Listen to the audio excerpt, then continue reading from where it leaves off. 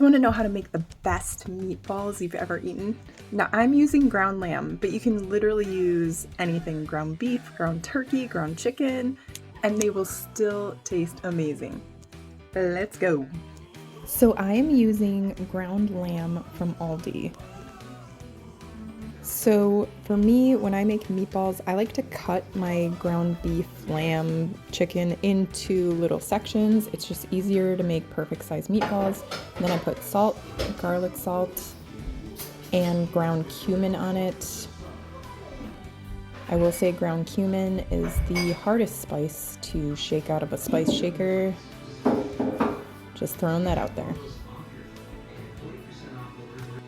So you can definitely add an egg to whatever ground meat you're using. It just makes everything hold together a lot better, but this lamb was doing a great job all on its own, so I just didn't feel the need to add an egg. Cutting the meat into sections definitely makes it easier to just grab the meatball you need and form it. Eggs will also make whatever you are using for breading stick a lot better.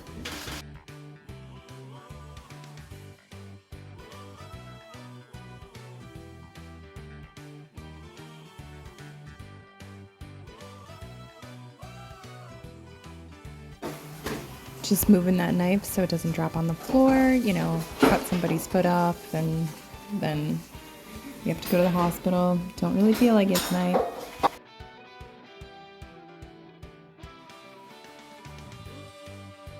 I have no clue why, but making meatballs is kind of relaxing for whatever reason. All right, now it's time to bread these puppies. So I'm using a little bit healthier of a flour. However, plain, regular white flour will do it. And it'll actually stick better too. I'm putting garlic salt and regular salt in there too. So I'll just pop in 2 meatballs into the bowl. And then I just kind of mix them up with a spoon, or you could even shake the bowl around, you know, it'll get the flour on there either way. It just, having the breading on there, the flour and the seasoning just brings out a really, really good flavor in the meatball. No matter, like I said, no matter what kind of meat you're using, it makes them taste awesome, and it always holds them together really well too. I love making meatballs. All right, we got some done. They look nice and breaded. So now we busting out the cast iron skillet. We're gonna get it all nice and oiled up with some avocado oil. Now we're not like deep frying these where we're submerging them in oil, but we're covering the pan good enough that they will be sizzling in the oil. I am actually getting really hungry right now, and I can't wait till these are done. All right, so we're dropping them in the oil, letting them cook for a bit.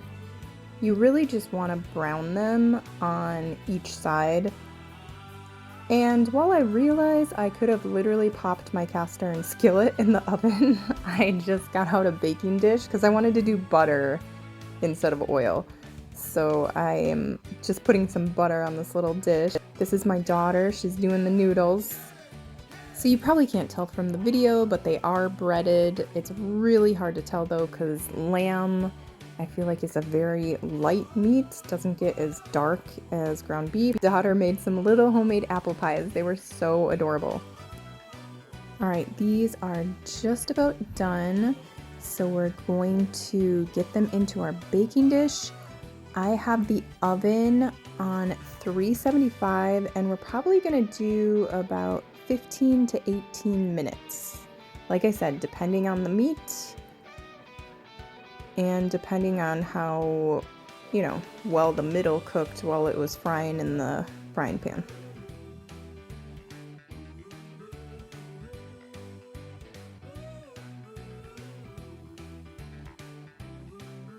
The meatballs are done.